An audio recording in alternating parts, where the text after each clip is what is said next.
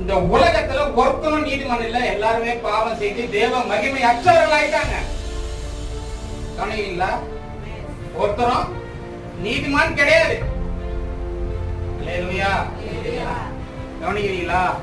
ஒருத்தரும் நீதிமான் கிடையாது, எல்லாருமே தேவ மகிமை அற்றவர்களாக போயிட்டாங்க. அப்படிப்பட்டவங்கள தான் ஆண்டவர் என்ன பண்றாரு? மீட்க வந்தாரு. அல்லேலூயா. அப்ப மீட்கப்பட்ட ஒருத்தன் எப்படி நடந்துக்கணும்? எப்படி நடந்துக்கணும்? பரிசுத்தமா நடக்கணும். நடக்க முடியல. ஏன்? எல்லாத்துக்கும் தடையா சாத்தான் தான் என்ன பண்றான்?